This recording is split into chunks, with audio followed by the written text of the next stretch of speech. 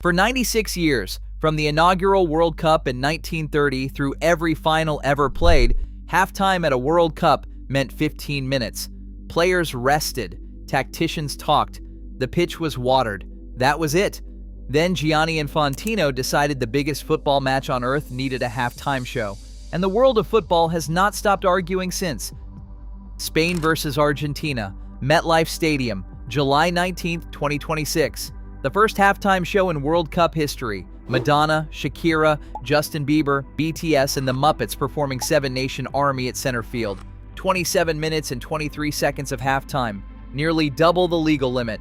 FIFA broke its own rules to make it happen. Player welfare experts flagged concrete injury risks. Pundits called it an abomination. UEFA's president refused to attend the final at all. And underneath all of it sat a single number that explains every single decision FIFA made: $15 billion. The show was announced by Infantino in March 2025. He described it as a historic moment that would make the World Cup final a show befitting the biggest sporting event in the world. The explicit inspiration, the NFL Super Bowl halftime show. Infantino had already stated his goal publicly for the 2026 World Cup to function as 104 Super Bowls. The final was where that vision was going to be demonstrated in full. The lineup. Madonna opened with a pre-recorded segment in a tunnel set before appearing on the pitch on an ATV, driven by Brazilian legends Ronaldo Nazario and Ronaldinho. Justin Bieber was introduced by Ted Lasso actors Jason Sudeikis and Brendan Hunt in a theatrical substitution gag. Shakira closed with her World Cup anthem featuring Burna Boy. The Muppets performed Seven Nation Army, conducted by Venezuelan conductor Gustavo Dudamel with a blended Los Angeles and Venezuela orchestra. The PS22 chorus, Triplets Ghetto Kids. Coldplay's Chris Martin curated the entire lineup in partnership with Global Citizen. Live Nation and Dun & Dusted produced the whole thing. The musical performance itself ran approximately 11 minutes and 20 seconds of actual performance time. The remaining 16-plus minutes of the 27-minute break were consumed by stage assembly, approximately 6 minutes, stage disassembly, and pitch clearing, approximately 6 minutes, and commercial blocks, team transit, and logistics, approximately 7 minutes.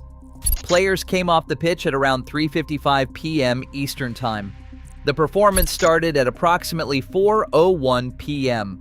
It concluded around 4:13 p.m. The second half could not begin until the stage was fully dismantled and the pitch was completely cleared. While all of this was happening, a crew ran across the field immediately after the players left and unfurled large tarps to protect the grass, a rainbow-themed covering with a globe design, and the word "love" written in different languages. Sprinklers turned on briefly after the tarps came off. The pitch received seconds of watering rather than the full window it would normally receive during a standard halftime break. The show was the priority. The pitch came second. The official name of the event? The Topps Final Halftime Show, a sponsorship naming deal. That detail, more than almost anything else, tells you exactly what this entire event was actually about. IFAB Law 7.2 is not ambiguous. It states explicitly, halftime must not exceed 15 minutes and may be altered only with the referee's permission. This law has governed football at every level on the planet since the sport was codified. Every league, every cup, every international match, 15 minutes. That is the rule. The 2026 World Cup final, halftime ran 27 minutes and 23 seconds. FIFA did not rewrite the rule to accommodate the show. Instead, it filed an internal petition for a temporary, event-specific operational trial under its authority as tournament organizer, effectively a self-granted exemption from the rule its own body oversees. FIFA granted itself permission to break FIFA's own rule. That is how the show happened. The hypocrisy is documented and dated. In 2021, IFAB formally rejected a request from CONMEBOL, South American football's governing body, to extend halftime to 25 minutes for Copa America entertainment. IFAB's stated reason: negative impact on player welfare and safety from a longer period of inactivity. FIFA supported that rejection at the time. That is the same FIFA, the same governing body. supporting the same player welfare argument. Then, 4 years later, FIFA extended halftime to 24 minutes at the 2025 FIFA Club World Cup Final, its own second-tier competition, used as a direct test run, then extended it again to 27 minutes at the World Cup Final itself. The sport's most important match, the comparison that makes the situation even harder to defend. In the NFL, the competition FIFA was explicitly trying to replicate. The Super Bowl halftime show lasts approximately 13 minutes. 13. That is the full halftime break for an American football match. Teams routinely spend more time in the locker room for a Super Bowl than for a regular season game because the extended break is built into the sport's standard format. FIFA's World Cup Final halftime was longer than an NFL Super Bowl break in a sport where the legal limit is 15 minutes and player welfare is the stated justification for that limit. The same governing body that told South American football it could not have a 25-minute halftime because of player welfare gave itself a 27-minute halftime for Madonna and the Muppets. That sequence of events is not an oversight, it is a policy. The player welfare concern is not abstract or speculative. It has a scientific basis that FIFA's own previous position acknowledged when it rejected CONMEBOL's request in 2021. Dr. Marcus Vance, sports medicine consultant, put it plainly, muscles act like rubber bands. When kept warm, they elasticize safely.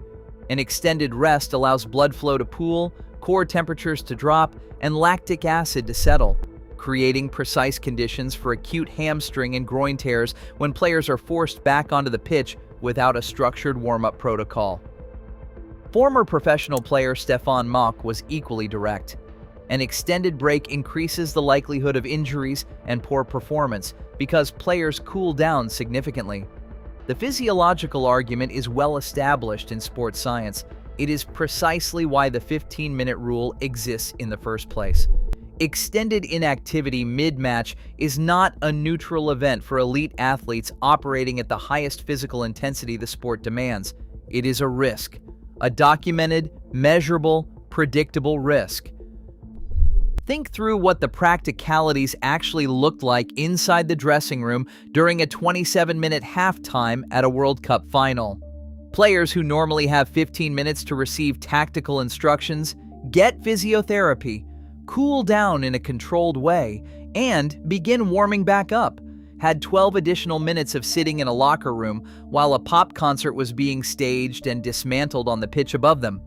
The show's logistics meant the pitch was not available for informal warm-up of any kind.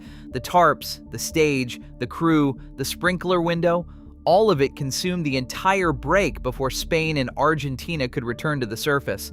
FIFPro, the global players' union, had been vocal throughout the 2026 tournament. They pushed loudly for extended halftime in early matches during heat conditions. They issued statements about player welfare in the group stage.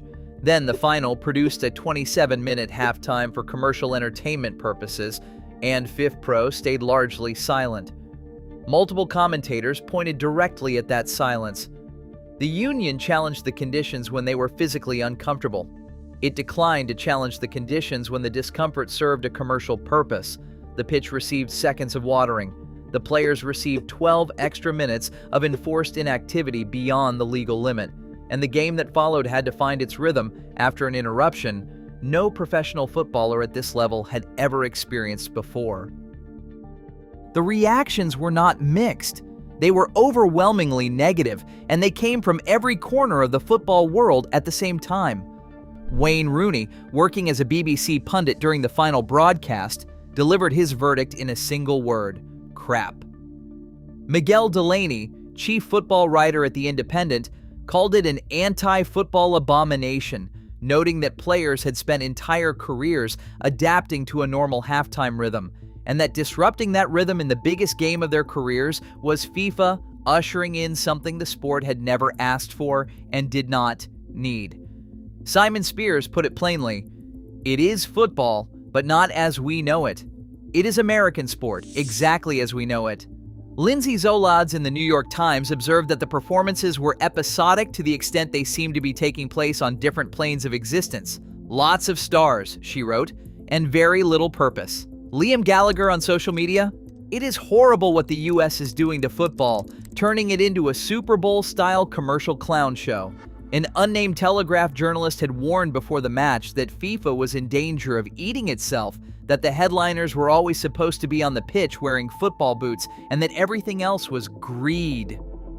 Inside the stadium, significant numbers of fans simply waited. Online, the reaction was immediate and sustained. Reddit threads were dominated by a single recurring word: hate. May we never witness this again. Too much happening. Wrong song choices. Fever dream. The show was compared across multiple outlets simultaneously to a Super Bowl, an Olympic opening ceremony, a middle school play, and a bad trip, often in the same sentence. The most significant reaction of all came not from a pundit, but from UEFA's president Alexander Seferin, who boycotted the final entirely, refusing to attend in person. Senior football figures described his absence as a direct protest at Infantino over political interference and the governance of the 2026 tournament, with the halftime show commercialization listed as part of a broader set of grievances. The president of European football did not watch the World Cup final. And before any of it started, Tom Cruise delivered a pre-match speech from the pitch and was immediately branded tone-deaf for an Americentric address to a largely Spanish-speaking global football audience. The template was clear before the show even began. To understand why FIFA made every decision it made around this World Cup final, you need one number: $15 billion. FIFA announced at the weekend of the final that its total revenue for the 2023 to 2026 commercial cycle would surpass $15 billion, more than double the $7.5 billion earned across the entire 2022 Qatar cycle. Infantino confirmed this to FIFA's 211 member associations on the eve of the match. The halftime show was not a creative decision, it was a financial one. The breakdown makes the commercial logic impossible to miss. Broadcasting rights approximately $3.9 billion, ticketing and hospitality exceeding $3 billion, sponsorship approximately $2.8 billion. The show itself was officially titled the Topps Final Halftime Show, a sponsorship naming deal attached to the sport's most prestigious 90 minutes, produced in partnership with Global Citizen, with the stated aim of raising $100 million for the FIFA Global Citizen Education Fund. The philanthropy and the commercial machine were inseparable. The streaming numbers explain the show's existence better than anything else. Peacock's streaming audience for the 2026 tournament grew 302% from 2022 levels. Netflix, Disney, and YouTube are already in early discussions with FIFA about 2030 and 2034 broadcast rights. Media executives are budgeting $1.5 to $2 billion for the 2030 US package alone, compared to the $485 million Fox paid for 2026. The halftime show became the largest non-NFL live entertainment event ever to air simultaneously across a 4K streaming tier, a linear broadcast channel, and a Spanish-language streaming platform. A proof of concept for the rights fees, FIFA intends to charge in 4 years. Multiple commentators noted the mandatory hydration breaks introduced across the 2026 tournament, creating fixed commercial slots predictable enough to be sold to broadcasters at their planning stage, were part of the same pattern. The show, the breaks, the extended halftime, each one a product being packaged and sold. FIFA used the 2025 Club World Cup as a test run before scaling the model to the sport's most important match. Infantino said it in his own words: 104 Super Bowls. The football was always in that sentence somewhere. The question was always where. So step back and look at the full picture. 96 years of World Cup finals, 15-minute halftimes. A clear rule that exists precisely because player welfare matters. And then Gianni Infantino decides the biggest match on earth needs Madonna and the Muppets at center field, grants himself a self-exemption from the rule he oversees, runs a 27-minute break, and announces $15 billion in revenue on the very eve of the match he just turned into a Super Bowl. UEFA's president refused to attend. Pundits called it an abomination. Fans called it a clown show. Sports scientists flagged concrete injury risks. FIFA Pro stayed silent, and the pitch received seconds of watering while the stage was being dismantled above it. Was this the moment football sold its soul? Or just football doing what it has always done, following the money wherever it leads? Drop your verdict below, subscribe, and stay close.